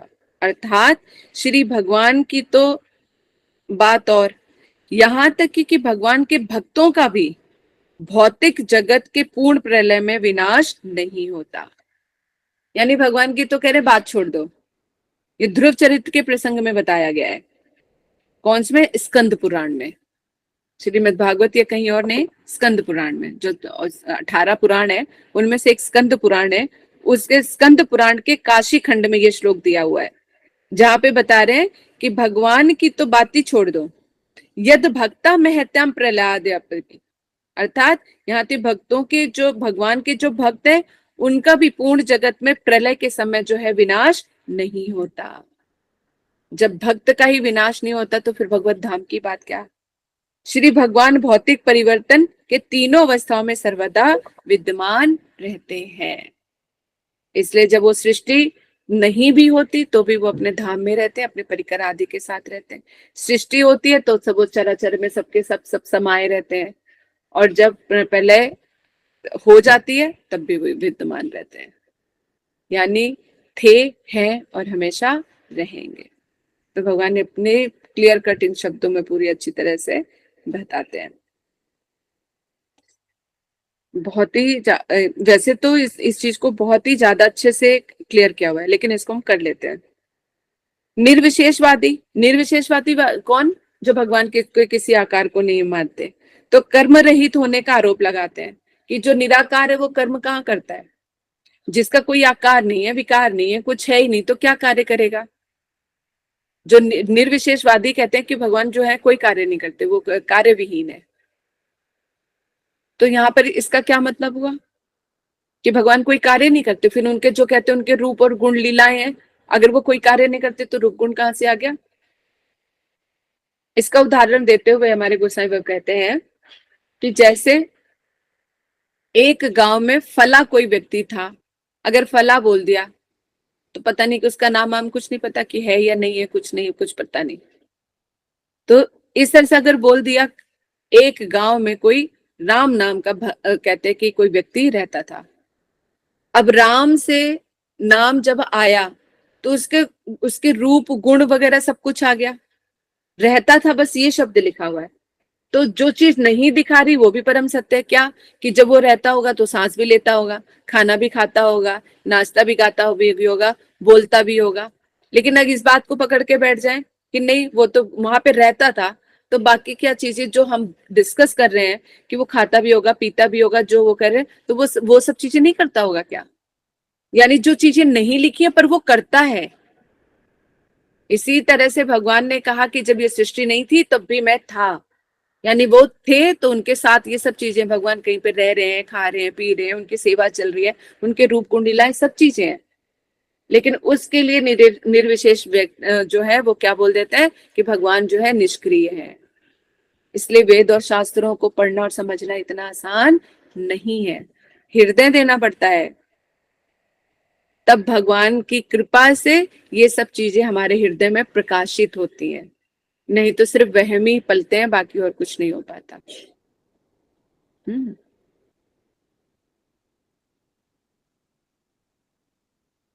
अब कह रहे हैं किंतु ब्रह्मा तथा पूर्ण पुरुषोत्तम भगवान की बीच की इस वार्ता में श्री भगवान को रूप तथा गुणों से युक्त होने के साथ कर्मों से भी युक्त बताया गया है। उनका धाम, उनके परिकर सब कुछ है। सृष्टि के पालन के समय ब्रह्मा अन्य देवताओं के कार्यों को श्री भगवान का कार्य ही समझना होगा। यानी जो सृष्टि की रचयिता कर रहे हैं भगवान, किसकी आज्ञा से कर रहे हैं? ब्रह्मा जी जो सृष्टि की रचना कर रहे हैं वो किसकी आज्ञा से कर रहे हैं? भगवान की आज्ञा से। और उनका पालन करने के लिए भगवान ने अपने अंश रूप से विष्णु भगवान, और संहार करने के लिए शिव जी। तो इनको क्या पता, जितने भी देवी देवता सारे कार्य करते हैं तो वो किसके इशारे पे कार्य कर रहे हैं? भगवान के। अब चीज समझ में आ रही है या सर के ऊपर से जा रही है? थंब दिखा दो बस, ताकि मुझे रहे कि आप लोगों को समझ में आ रहा है। नहीं, एक्चुअली राधा जी अभी समझ में आ रही है, पर ऐसा लगता है कि अगर छोड़ दिया तो वो निकलने को तैयार बैठी हुई है, क्योंकि इतना टफ लग रहा है। तो ये बात है। अभी तो आ गया, याद हो गया, पर कल जब दूसरी चीज पढ़ाएंगी ना तो वो पीछे चला जाता है, इसलिए इसको बार बार हमें सेल्फ स्टडी करते रहना चाहिए। हाँ, और इसको ना अगर हम लोग ग्रहण कर लेंगे तो वो हमारे अंदर ही समाहित हो जाएगी। मतलब भगवान अपने आप को कितना क्लियर कट सब चीजें समझा रहे हैं कि मेरे अलावा और कोई नहीं है जो तुम्हें पार लगा सकता है। उस एक चीज को समझाने के लिए कितने कितने सारे उदाहरण देने पड़ते हैं, एक शरणागत होने के लिए। तो भगवान सब तरफ से समझा रहे हैं कि क्योंकि हमारी बुद्धि भटकी हुई है ना, हम कभी किसी चीज को पकड़ते हैं, कभी कैसे पकड़े हो, तो उन सब चीजों को संभाल करने के लिए। नहीं तो सीधा आदेश दे सकते थे कि चलो आ जाओ तुम मेरी शरण में। लेकिन जो जीव है, क्योंकि भगवान का वो है ना, अंश है, तो इच्छा शक्ति है उसकी, तो अपनी इच्छा के अनुसार भागता है। लेकिन उसको ये नहीं पता कि वो अपनी इच्छा से नहीं भाग रहा, उसको ये 3 गुण नचा रहे हैं। जो कठपुतली के धागे जो है हमारे अंदर है, 3 गुण है, सतोगुण, रजोगुण, तमोगुण। अगर कोई व्यक्ति ये कहना कि मैं अपनी मर्जी से सारे क्या कर रहा हूं ना भैया, उसकी ये गलतफहमी नहीं है। उसको अंदर उसके कंट्रोल, उसको वो 3 गुण कर रहे हैं। चाहकर भी कहीं पर कोई काम करना चाहता है लेकिन नहीं कर पाता। क्यों नहीं कर पाता? अगर तेरे अंदर सामर्थ्य तो कर ले फिर। लेकिन वो नहीं कर पाता है क्योंकि वो गुण कंट्रोल कर लेते हैं। राधा जी प्लीज एक छोटा सा, कि तीनों गुण में किसी का कोई गुण, किसी का कोई गुण क्यों आगे पीछे होता, सबका बराबर क्यों नहीं रहता? ये भी प्रारब्ध है क्या? नहीं, 3 गुणों के जैसे अन्न वैसा मन, वैसे ही गुण। तो हमें जिस तरह का भोजन मिलता है तो उसी गुण को प्रधान, जैसे 3 मान लो 1-1 पर, चलो भगवान ने 3 गुण 1-1% में दे दिए तीनों, सतोगुण, रजोगुण, तमोगुण, और बाकी ये पूरा संसार दे दिया। अब जो सात्विक खाएंगे तो सतोगुण बढ़ेगा, अगर रजोगुणी खाना खाएंगे तो रजोगुण बढ़ेगा, तमोगुणी खाना खाएंगे तो कहते तमोगुण बढ़ेगा। तो ये हमारे ऊपर ही डिपेंड करता है कि कौन से गुण को ऊपर लेके जाना है। तो इसलिए भगवान ने ये 3 गुण तो, और माया की ये 3 गुण है, माया ने यहाँ पे नचाने के लिए हम ये 3 गुण पर वो किए हैं, लेकिन निकलने का ऑप्शन दिया है फिर भी कि तुम्हारी इच्छा है, तुम किस गुण को बढ़ाना चाहते हो। और हम तभी तो कह रहे हैं निर्गुणा भक्ति जो 3 गुणों से भी ऊपर है। इसलिए व्यक्ति कितने प्रकार के होते हैं? 4, सतोगुणी, रजोगुणी, तमोगुणी और निर्गुणी, तीनों गुणों से ऊपर। इसलिए तम को पहले रज में लाना पड़ता है, रजोगुण में, फिर रजोगुण सतोगुण में, और सतोगुण से फिर निर्गुण। तो ये जो ब्राह्मण लोग हैं इनके अंदर ज्यादातर सतोगुण की प्रधानता होती है, तभी वो धर्म की बातें, वेद शास्त्र की बातें, गलत बातों से थोड़ा दूर रहते हैं। अब कलयुगी जीव तो अलग ही हो गए हैं थोड़े बहुत, लेकिन जो ब्राह्मण के जो वो बताए जाते हैं तो सतोगुण सबसे ज्यादा ब्राह्मण में होता है। और राजाओं के अंदर जो है रजोगुण की प्रधानता होती है, सतोगुण भी होता है, और बाकी सब चीजें ये तो मिले जुले होते हैं सारे। इनकी भी स्टेजेस है, कम मात्रा ज्यादा में। तमोगुण रजोगुण मिले हुए हैं, फिर थोड़ा सा कहीं सतोगुण है, तो इनकी पूरी परसेंटेज है इस तरह से। लेकिन सतोगुण सबसे ज्यादा ब्राह्मणों में पाया जाता है।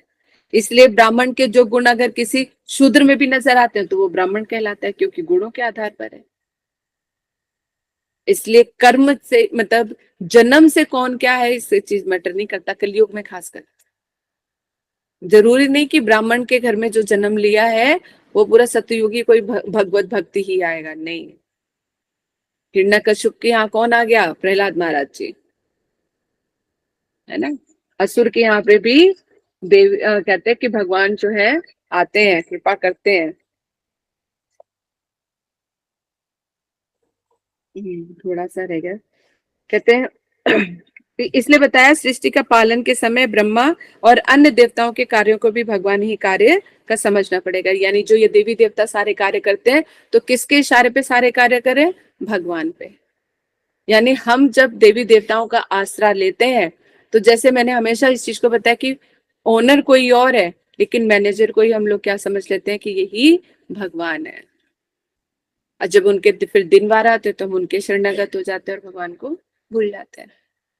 लेकिन अगर एक को पकड़ लोगे तो तर जाओगे, ऐसे सब तरफ फैले रहोगे, एक नाव में पैर नहीं होगा तो नदी में हम डूब जाएंगे।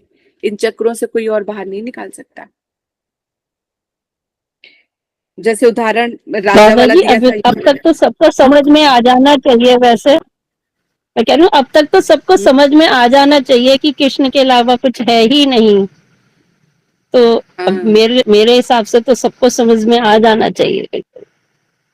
यही तो बड़ी बुद्धि है कि वही तो सतोगुण जिसके अंदर होगा उसको समझ में आ जाएगा और वो चलने का प्रयास कर पड़ेगा। लेकिन जो रजोगुण तमोगुणी है तो उसके अंदर अभी भी हलचल मची रहेगी, वो प्रवेश ही नहीं कर पाते उस चीज पे। तो यही तो है। तो लेकिन फिर भी तभी हमारे गुरुदेव कहा करते थे, एक जगह बैठे रहो बैठे रहो बैठो, नहीं भी समझ में आ रहा, चाहे कितने भी उच्च लेवल की कथा चल रही हो। और तत्व सिद्धांत में देखो, अगर आप ये तत्व सिद्धांत भी सुन पा रहे हो इस वक्त, तो जो आप लोग नजर आ रहे हो ना, कम से कम इस वक्त 30-35 के करीब है, 34 लोग। तो ये तत्व सिद्धांत में लोग बोर हो जाते हैं, लेकिन आप लोग डट के बैठे हुए हो। सो जाते हैं सारे या तो छोड़ के चले ये चीज जाते अच्छी हैं, लगती लेकिन है, आप लोग अच्छी लगती है ये। हाँ। अगर उसमें इंटरेस्ट आ रहा है, इसका मतलब प्रचुर मात्रा में कृपा है हमारे ऊपर कि तत्व सिद्धांत में भी नींद नहीं आ रही, क्योंकि ये लीलाएं होती है तो वो तो वैसे ही बड़ी रसमयी होती है, तो आनंद आता है। तत्व सिद्धांत सबसे ज्यादा शुष्क होता है। अगर इसको किसी ने बर्दाश्त कर लिया तो फिर तो बहुत ही वो होता है। तो यानी जो ये सुन रहे हैं फिर भी टिके हुए हैं और सुन रहे हैं, तो इसका मतलब भगवान की इनके ऊपर बड़ी कृपा है, उनका संसार बंधन से मुक्त होने का समय आ गया है। मतलब कि आप कह रही नींद आती है, मेरी तो नींद भागी, मेरे को फीवर हो रखी है, मैं सोची सो जाऊंगी, पर मेरे को तो टेंशन है, हमारे आंखों सब खुल गई कि पकड़ लूं क्या क्या बोल रही है, छूट ना जाए कि पता नहीं क्या बोल के रह जाए। नींद भाग गई, बल्कि आ जाती नींद, रोज नहीं आती, तो उल्टा देखो बहुत ये कृपा है हमारे ऊपर। हमने तो एक चीज पकड़ रखी है कि सिर्फ एक कृष्ण के अलावा कुछ नहीं करना, बाकी चीजों के लिए अलग चीज है। बस एक चीज समझ रखी है 2-3 साल से, तो यही समझ रखा है कि उसके अलावा कुछ नहीं करना है और खाली उन्हीं ही को ही पकड़ना है। बाकी चीजें समझ में आ रही हैं, अब वो ठीक है, अच्छी बात है। बिल्कुल, बहुत अच्छा है कि कम से कम इस जन्म में ही पार लग जाएंगे। देखो तत्व सिद्धांत की जब बारी आई थी ना, पार्वती जी भी सो गई थी, सुभद्रा जी भी सो गई थी और बीच में जब हरि बोल करके बोला तब वो उठी थी। तो देखो आप लोग तो वैसे ही जागे हुए, तो कितनी कृपा है भगवान की। नहीं, एक सेकंड राधा जी, आपने एक बार बोला था कि जो बहुत भक्त होते, जिन पे कृपा होती है, वो डायरेक्ट रति को प्राप्त कर लेते, उन्हें ये शास्त्र नहीं पढ़ना पड़ता। तो ये भी तो जरूरी नहीं है कि जो बहुत प्योर भक्त होगा उनको डायरेक्ट भगवान से कनेक्शन हो जाएगा, इतना प्रोसेस पे नहीं जाना पड़ेगा उसको। लेकिन अब जैसे इस जन्म में आप लोग भक्ति कर रहे हो, इस जन्म में आप कर रहे हो, अगर इस जन्म में आपकी जहां तक हो गई, तो अगले जन्म में आप लोगों की मतलब पूरे चांसेस हैं कि रागानुगा भक्ति आपकी हो, क्योंकि इतना सारा सब कुछ तो अभी से करके जा रहे हो। और ऐसा नहीं है, क्योंकि पूर्व जन्म का भी हमारा चला रहा होता है। अगर डायरेक्ट इस जन्म में किसी को रागानुगा भक्ति प्राप्त हो गई और राग चढ़ गया, भगवान उसका रंग चढ़ गया, जैसे मीरा जी के ऊपर रंग चढ़ा हुआ था, जैसे ही बोला कि शायद उन्होंने अपना पति माना और पूरा जीवन उनके लिए निकाल दिया, तो पूर्व जन्म में उनका था इस जन्म में आप लोग भजन साधन कर रहे हो, सब कुछ कर रहे हो सकता है कि अगले जन्म में अब सीधा आपका रागन होगा कि बस मतलब पैदा होते ही कृष्ण की भाषा बोल रहे हो आप, और उनके अंदर इतना शरणागत के हो कि आपको लोग देख के दंग रह जाए कि भाई ऐसा भी बच्चा है। तो रागानुगा भक्ति जो है पूर्व जन्म के हमारे संस्कार ही वहां तक लेके जाते हैं। इस जन्म में साधन भजन कर कहते हैं जो कृष्ण भक्ति में भी आ जाते हैं, यानी पूर्व जन्म में उन्होंने पूरी अच्छी तरह से अर्चन किया है। अर्चन मतलब भगवान की टाइम पे उठना, पूजा अर्चन सारा सब कुछ उनकी सेवा की है, तब जाके मति यहाँ पर आई है। ये ब्रज भक्ति ऐसे प्राप्त नहीं हुए, कहीं ना कहीं पिछले जन्म में भी आप कुछ ना कुछ ग्रहण ही कर रहे थे, तो इस जन्म में भी ग्रहण कर रहे हो, और अगला जन्म और तैयार खड़ा है हमारा। तो प्रयास लेकिन हम जिस ट्रेन में बैठे हैं तो कहते हैं ना, जिस ट्रेन का जहाँ पे वो जाने का तो है कि कम से कम हमें वहां तक तो पहुंचना है, जो हमारा लक्ष्य है उसको टारगेट करना है। जैसे पास होने के लिए ही पढ़ते हैं ना, तो हमें भी पास होने के लिए ही भक्ति करनी है। फिर जब उस स्थिति में पहुंच जाए फिर ठाकुर जी जहां मर्जी रखें, है ना, लेकिन उनको मिलना तो है, उनका नाम ले रहे हैं, नाम और नामी दोनों सामने होने चाहिए। भगवान जिसका नाम लो तो कम से कम राधा रानी कहें तो उनका दर्शन तो हो, एटलीस्ट यहाँ तक तो पहुंचना है। तो वहां तक पहुंचने के लिए फिर हमें मेहनत भी वैसे ही करनी पड़ेगी। ठीक है, तो हम लोग क्या समझे कि जो भी भगवान के जितने भी देवी देवता सारे कर रहे हैं तो वो भगवान की कृपा से ही कर रहे हैं और उन्हीं के अनुगत्य में कर रहे हैं। जैसे उदाहरण दिया है यहाँ पे स्वामी महाराज जी कहते हैं, भले ही राजा या राज्य कार्यकारी जो मैंने आप लोगों को बताया था, लेकिन अगर राजसी विलास में भी लगाओ, चाहे वो अपने महल में चाहे कुछ भी कर रहा हो, लेकिन अध्यक्ष सरकारी जो कार्यालयों में वो ना दिखाई दे राजा, लेकिन फिर भी वो राजा का ही वो माना जाता है। कहती भौतिक जगत में वे कम बुद्धि वाले लोगों को ही भले ही साकार रूप में ना दिखें, जिससे उन्हें कभी कभी रूप विहीन भी कह लिया जाता है। अब भगवान है, जैसे ब्रज धाम में जाते हैं तो वहां पे क्या कहते हैं भक्त लोग कि यहाँ पे तो भगवान सर्वत्र सब समय लीला कर रहे होते हैं, यानी लीला चल रही है लेकिन हमें दिखाई नहीं दे रही है। तो यानी इन दृष्टियों से हम कृष्ण का दर्शन नहीं कर सकते, लेकिन भगवान और भक्त कृपा से दर्शन हो सकते हैं। जैसे सनातन गोस्वामी जी ने अकबर जी को दर्शन करा दिए थे। वो अपनी सेना लेकर जा रहे थे, सनातन गोस्वामी जी की कुटी में गए, उनको खिलाया पिलाया, तो उन्होंने बोला कि मैं आपकी कुछ सेवा करना चाहता हूँ। सनातन गोस्वामी ने कहा कि मैं तो खुद ही अपना सारा राजपाट छोड़ के सारे सब चीजों करके यहाँ पे झोपड़ी में रह के मैं तो ठाकुर जी का भजन कर रहा हूँ, मुझे तो किसी सेवा की आवश्यकता नहीं है। फिर अकबर जी को बड़ा वो हुआ कि बारे में इतना बड़ा राजा हूँ, मैं कुछ सेवा करना चाहता हूँ, ये मेरी कुछ बात नहीं मान रहे। फिर सनातन गोस्वामी जी ने उनके ऊपर कृपा की, कहते हैं ठीक है तुम चले जाओ, राधा कुंड का एक कहते हैं कि जो सीढ़ी का एक टुकड़ा टूटा हुआ है उसको जुड़वा दो। अकबर को अभिमान हुआ, अरे मैं इतना बड़ा राजा, एक सीढ़ी का सिर्फ मान लिया, अरे मांगते तो बहुत कुछ मांग सकते थे, लेकिन उन्होंने बोला कि नहीं, कह रहे महाराज कोई और भी सेवा बता दीजिए। कहते बस तुम इतनी सेवा ही सेवा कराओ। अब संत कृपा, भगवान के भगवत भक्त की कृपा है तो क्या करते हैं, अकबर जी वहां पर जाते हैं तो वहां पे बैठे सोच रहे कि एक टुकड़ा टूटा हुआ है, अभी वो उसको देख ही रहे होते हैं कि भक्त कृपा से उनको साक्षात राधा कुंड का जो है, जो मणि से निर्मित है तट, वो दिखा, उनका दर्शन हुआ। यानी दिव्य राधा कुंड है ना, दिव्य राधा कुंड के दर्शन हुए। उसमें उन्होंने देखा कि जिस सीढ़ी का जो टूटा हुआ है कोना, उसमें ऐसे जौहर मतलब हीरे जवाहरात लगे हुए हैं जो अकबर के पास नहीं थे। वो अपना सर्वस्व धन भी कर देता तो भी वो एक हीरा भी नहीं खरीद सकता था, जो जिस तरह का रत्न वहां पे लगा हुआ था, जो उसके खजाने में नहीं था। तो भक्त कृपा से अकबर को वहां का दर्शन हो गया। इसका मतलब ये जब हम वृंदावन जाते हैं, ब्रज धाम जाते हैं, तो सब कुछ चिन्मय है, लेकिन इन नेत्रों से दिखाई नहीं देता। कोई कोई विरला ही भक्त को दर्शन होते हैं, तो वहां पे ठाकुर जी का भी दर्शन करते हैं। सनातन गोस्वामी जी को ठाकुर जी ने दर्शन नहीं दिए, रूप गोस्वामी जी को दर्शन नहीं दिए। वो सनातन गोस्वामी जी और रूप गोस्वामी जी बैठ के आपस में भगवत चर्चा कर रहे हैं, राधा रानी आके बना के उनके लिए भोजन खीर बना के जा रही है, तो क्या वो नहीं किया? रघुनाथ दास गोस्वामी जी ने राधा कुंड में राधा रानी के दर्शन नहीं किए क्या? सब दर्शन किए। सनातन गोस्वामी जी जब जा रहे थे, उन्होंने एक कविता लिखी थी रूप गोस्वामी ने, तो उनकी चोटी की कल्पना किससे कर दी कि क्या है कि वो कौन है, कहते कि नागिन है, बताओ। तो सनातन गोस्वामी जी कहते रूप, अगर राधा रानी की चोटी की तुलना तुमने एक सर्पणी से कर दी, कम से कम उसको कुछ अच्छा सी उपाधि देते। कहते ठीक है प्रभु, आप बता दीजिए कि क्या दूं। फिर लेकिन उन्होंने बिल्कुल ठीक ही लिखा था। वो सनातन गोस्वामी जी जा रहे थे, उन्होंने देखा कि वहां पे कुछ बालिकाएं जो है खेल रही हैं और राधा रानी जो है झूले में बैठी हुई थी। पीछे से दर्शन किया तो उनकी जो चोटी है वो बिल्कुल झूले में ऐसे बिल्कुल लहरा रही थी।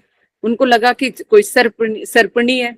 तो क्या फिर वहां पे सनातन गोस्वामी पीछे कहते, ओ लाली लाली तेरे पीछे सर्पणी है, ऐसे करके बोला। तो राधा रानी ने पलट के देखा और अंतर्धान हो गई। तब उन्होंने देखा, अरे नहीं, रूप जो तुमने लिखा था वो बिल्कुल ठीक लिखा था। राधा रानी की छोटी सर्पणी के समान दिखाई देती है। तो ऐसे ऐसे दर्शन हुए हैं, अनेक अनेक प्रमाण है ऐसे भक्तों के। तो जैसी जिसका स्थान है, जैसे जिसका अधिकार है, उस तरह से भगवान और भक्त जो है इस तरह से प्राप्त करते हैं। तो इन चक्षुओं से नहीं दिखाई देता, लेकिन जब ये नेत्र चिन्मयता को प्राप्त कर लेंगे तो तुम्हें सब कुछ दिखाई देने लग जाएगा। और जिनको नहीं दिखाई देता है तो बस वो यही कहते हैं कि भगवान निराकार है, भगवान ये है, भगवान वो है। तो कहते हैं किंतु वास्तव में अपने सनातन रूप में, अपने धाम वैकुंठ में और विभिन्न अवतारों के द्वारा जो है ब्रह्मांडों के अन्य ग्रहों में सदैव विद्यमान रहते हैं। इस प्रसंग में जैसे मैंने इस चीज के तो आप लोगों को बहुत सारे उदाहरण दे दिए। यही ठीक। श्रीमद् भगवत गीता के 15वें अध्याय के 18वें श्लोक में कहा है कि भगवान श्री कृष्ण ही पुरुषोत्तम है। इसीलिए जो भगवान के ऊपर क्वेश्चन मार्क है ना कि कृष्ण भगवान है या नहीं है, तो ये पहला श्लोक जो है हमें वास्मे वाग्रे, इसी में सारा सब कुछ है। और जो इसको ना समझे ना तो उसको समझाने की आवश्यकता भी नहीं है ना। सबसे ज्यादा अपने आप को हमें समझाने की कोशिश करनी चाहिए। दूसरा तो तब समझेगा जब आप उस रास्ते पे चल पड़ोगे। तो हमारा विश्वास कभी डगमगाए नहीं, किसी चमत्कारिता के पीछे ना भागे। सदैव अपने ऊपर विश्वास है कि कृष्ण ही, जो कृष्ण दे सकते हैं वो कोई कहीं कहीं और से क्या लेने की आवश्यकता है। जो देनदार है वो हमारे पास ही है, तो कहीं और जाने की आवश्यकता नहीं है। लेना है तो उन्हीं से लेना है, नहीं तो नहीं लेना। दे सकते हो तो कृष्ण तुम दे दो, नहीं तो तुम्हारे किसी और रूप से हमें नहीं चाहिए। इस तरह का जो है हमें विश्वास होना चाहिए, क्योंकि कृष्ण ही परम पुरुष है, पुरुष अक्षर है, वही क्षर है। महाविष्णु भौतिक प्रकृति के बिना दृष्टिपात करते हैं। अब ये सृष्टि की रचना कैसे होती है, जब भगवान अपनी दृष्टि करते हैं। तो साधारण तौर पे हमने बहुत चीज इसको अच्छी तरह से समझा है। बाकी जो है इसके आगे की क्लास जो है कल करेंगे, क्योंकि 11:30 से ऊपर ही हो गया और मुझे ठाकुर जी की सेवा में नियुक्त होना है। ठीक है, तो इन्हीं प्रार्थनाओं के साथ कि ठाकुर जी आप हम पर भी कृपा कीजिए, हमें सद्बुद्धि प्रदान कीजिए कि हम जो कुछ भी सुने वो हमारे हृदय में स्फुरित हो, हम उसको ग्रहण कर सकें। इन्हीं प्रार्थना आज की कथा को यहीं पे विराम देते हैं। वांछा कल्पतरुश्च कृपा सिंधु एव च पतितानां पावनेभ्यो वैष्णवेभ्यो नमो नमः। किसी का कोई प्रश्न? राग लिखा दीदी, बताइए। हरे कृष्णा दीदी, दंडवत प्रणाम। दीदी आपने धन्यवाद। जो समझाया कि हमें एकमात्र कृष्ण का ही आश्रय लेना है और किसी का नहीं, और वही भगवान है, तो ये बात तो मन में है। क्लास लेने लगे हैं तो ये चीज तो मन में बैठ गई है, और ये भी बैठ गई है कि हमें अनन्य भक्ति करनी है। तो जो गलतियां होती है हमारे वैष्णव हमें बताते ही हैं। लेकिन दीदी पता नहीं मेरे अंदर मन में ये है कि मुझे दोबारा, आपने कहा कि भगवान के लोक में जाके उनके परिकर बनते हैं, तो उनकी इच्छा से फिर वो उनके कार्य के लिए आते हैं। पर दीदी मुझे, मेरे मन में ये है कि मुझे दोबारा इस पृथ्वी पे नहीं आना। पता नहीं अब मेरी हाँ, भक्ति उस लायक हो, मैं कर नहीं, पाऊंगी नहीं कर पाऊंगी ये नहीं मुझे पता, लेकिन मुझे दोबारा इस पृथ्वी पे नहीं आना। देखो, जब हमें जिस चीज के लिए तुम जा रही हो वो तुम्हें प्राप्त हो चुकी है। अब जैसे तुम्हारा टारगेट है कि मैंने दीदी के साथ ही जाके रहना है, मान लो तुम मेरे साथ ही आने के लिए, रहने के लिए तैयार हो, ठीक है? मतलब मेरे ही आश्रित हो, खाना पीना उठना बैठना सब कुछ है। फिर उसके बाद मैं बोलती हूँ कि दीदी आप ऐसा करो, ये वाले ग्रंथ है ना, आप वहां पे लेके चले जाओ और उस वहां पे आप क्लासेस दिया करो, वहां पे समझाया करो, बताया करो, आप कुछ दिन वहीं पे रहो जाके। तो आप जाओगे कि नहीं जाओगे? बोलो। दीदी मैं तो आप ही के आश्रित हूँ, तो जैसा आप बोलोगे मैं वैसा ही करूंगी। तो बताओ, मुझ क्षुद्र जैसी व्यक्ति के आपका अनुगत्य में ग्रहण करके आपने बोला कि मैं जैसा कहूंगी वैसा करोगे, तो जब आप भक्ति करके भगवत धाम में पहुंचोगे और ठाकुर जी की सेवा में नियुक्त होगे, तो तब भी आपके यही शब्द होंगे कि ठाकुर जी आपको देख लिया, आपकी सेवा में नियुक्त, तो जहां मर्जी भेज दो। जैसे हमारे गुरु वर्ग ने बोला कि हम जब परम गुरुदेव ने कहा कि हम तुम्हें सन्यास देना चाहते हैं, तो हमारे गुरुदेव कहते हैं, कईयों ने तो बोला कि नहीं अभी हम भी सन्यास लेने लायक नहीं है, कहते कि गुरुदेव अभी हम नहीं ले सकते। लेकिन जब गुरुदेव को बोला कि गुरुदेव कहते हैं आप मुझे सफेद धोती पहनाओ या मुझे कहते हैं कि आप कोई दूसरी धोती पहनाओ, मुझे क्या ही फर्क पड़ता है, क्योंकि मैं तो आपकी सेवा में नियुक्त हूँ, आपको मैंने शरणागत हो रखा है। आपको यदि कहते हैं कि अगर सन्यास धारण करके आपको प्रसन्नता मिलती है तो मुझे आप सन्यास धारण करवा दीजिए। यदि आपको मैं सफेद कपड़ों में अच्छा लगता है तो सफेद में रखो या रंगीन में रखो, ये आपकी इच्छा है। इसको ही बोलते हैं शरणागति। जब हम भगवत भक्ति प्राप्त कर लेते हैं, भगवान के धाम चले जाते हैं, तो फिर उसके बाद वो कहीं पर भी रखें, हमें मेहनत तब तक है कि जब तक कृष्ण की सेवा प्राप्त नहीं हो जाती, राधा रानी और कृष्ण की, जब तक हम भगवत धाम जाने लायक नहीं बन जाते, तब तक हमें मेहनत करनी है। ये भाव अभी होना चाहिए कि इसी जन्म में भजन हो, और नहीं होगा तो लास्ट में तो फिर अभी जैसे अभी हम यही मान के चल रहे हैं कि इस जन्म में इतना कर लें कि हमें अगले इसी जन्म में हमें स्वरूप सिद्धि हो जाए। प्रयास हमारा इस तरह से जो भी हम करना चाह रहे हैं या उतना ही 100% हमें देना भी होगा। तो अगर हम वहां तक नहीं भी पहुंचते, यानी जब हमारा अंतिम समय आएगा, उस वक्त आप अनुभव कर पाओगे कि आपकी स्थिति क्या है, तो स्वतः ही निकलेगा। अगर आप उस स्थिति में पहुंच गए हो, तब तो बोलेंगे ठाकुर जी बस आपके पास ही आना है, आप जो मर्जी करो, मैं दोबारा मैं इस संसार में नहीं आना चाहता, या आते हैं, या आपकी इच्छा से अपने आप इच्छा बदल जाएगी आपकी। और वो अगर हमें प्राप्ति हो गई तो फिर बोलेंगे ठाकुर जी आपकी जैसी इच्छा जहां पर भी करो। और अगर यदि हमें लगा कि अभी भी मैं भक्ति के उस लेवल पे नहीं बैठूं, अभी भी भगवत कहते कि राधा कृष्ण हमसे दूर हैं, तब आपके मन में प्रार्थना है कि हे भगवान, इस जन्म में तो मैं आपको प्राप्त नहीं कर सका, लेकिन अगले जन्म में बस इतनी कृपा कर देना कि मेरे जैसे भी कर्म रहे हो, मैं आप मुझे जहां मर्जी जन्म दो, किसी भी तरह की योनि दो, चाहे मनुष्य का दो या कीड़े मकोड़े का दो, जैसे भी मैंने कर्म किया उसके अनुसार आप मुझे जन्म दो, लेकिन बस इतनी सी कृपा कर देना कि भगवत भक्त के अनुगत्य में हो। यानी अगर कीड़ा भी बनूं तो आपके शुद्ध भक्त के किसी कहते कि घर पे या कुटिया के पास या किसी ऐसे पे जहां पे शुद्ध भक्तों का मैं दर्शन कर सकूं, उनकी चरण रज मुझे प्राप्त हो सके। तो अगर मैं अपने कर्मों के कारण अगर एक कीड़ा भी बना, तो कीड़ा भी ऐसी जगह बनाना जहां पे आपके शुद्ध भक्त रहते हो। तो इस तरह की कामना में बदल जाती हैं चीजें। जैसे जैसे आप आगे करोगे भक्ति, सब चीजों का आप अनुभव करोगे। ठीक है। दीदी मेरा एक और है कि मैं आप बोलते हो कि हमें राधा दासम मतलब राधा जी के अनुगत्य में और कृष्ण को प्राप्त करने के लिए भक्ति करनी है।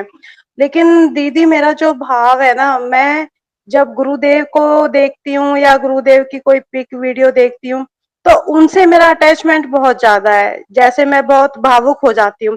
लेकिन कृष्ण भक्ति के लिए मेरे मन में वो भाव नहीं है, अभी वो तो चीज नहीं है। तो देखो हमारे का, क्योंकि तभी तो हमारे जो भक्ति के हैं वो अलग अलग स्तर है। ये अभी आपका ऐसा है, तो हमें नेचुरल है अपने हरि गुरु वैष्णव के प्रति तो होना ही चाहिए। जब हरि गुरु वैष्णव के प्रति होगा तभी तो भगवत भक्ति की तरफ भी रहेगा, तो उनके प्रति भी होगा ही होगा। ठीक है। तो इसलिए जब आप भजन साधन कर रहे हो, करते करते हरि गुरु वैष्णव की नहीं सुनोगे तो फिर आगे कैसे बढ़ोगे? उनके प्रति तो आपको होना ही चाहिए। तो जब हमारे अपने गुरुदेव के प्रति होगा तो कृष्ण के प्रति भी प्रीति होगी। ऐसा नहीं है कि सिर्फ गुरुदेव के चरणों पे होगा और कृष्ण से नहीं, राधा रानी या कृष्ण से नहीं होगी। राधा रानी के अनुगत्य में कृष्ण की प्राप्ति करने के लिए मैं कभी नहीं बोलती हूँ। मैं कहती हूँ राधा रानी के अनुगत्य में, यानी जो उनकी भी मंजरियां हैं, उनके अनुगत्य में राधा कृष्ण की सेवा की प्राप्ति की बात होती है। राधा रानी के अनुगत्य में कृष्ण की प्राप्ति की बात नहीं कर रही हूं मैं। राधा रानी की यानी मंजरी भाव क्या है? राधा रानी की दासियों के अनुगत्य में, राधा रानी और कृष्ण के भक्तों के अनुगत्य में राधा कृष्ण की सेवा की प्राप्ति करनी है हमें। तो राधा कृष्ण प्राण मोर युगल किशोरा में हमेशा इस कीर्तन को बोलती हूँ। तो यहाँ पे इस चीज को ध्यान रखना है। अगर हम राधा रानी के अनुगत्य में कृष्ण की प्राप्ति कर रहे हैं, इसका मतलब कृष्ण की प्राप्ति करने के बाद राधा रानी हमारे लिए कोई मायने नहीं रखती। हम तो राधा अनुगत्य हैं, राधा रानी सबसे पहले है, कृष्ण भी बाद में है। राधा रानी की पहले सुनेंगे, अगर दोनों मिल जाएंगे, दोनों में से राधा रानी के चरण पहले पकड़ेंगे, कृष्ण के बाद में, और वो भी टाइम मिला तो, नहीं तो राधा रानी के पास ही हम वहीं पर ही हैं। राधा, हम लोग राधा राधा एक निष्ठ हैं, तो अपनी इस ताकत को पहचानो। बल्कि जब राधा रानी की जो दासियां होती हैं, तो कृष्ण भी दासियों के पीछे पीछे पड़ जाते हैं कि भैया राधा राधा रानी से मिला दो, तो उनको राधा रानी की दासियों को कृष्ण के पास जाने की जरूरत नहीं पड़ती, कृष्ण खुद ही आ जाते हैं।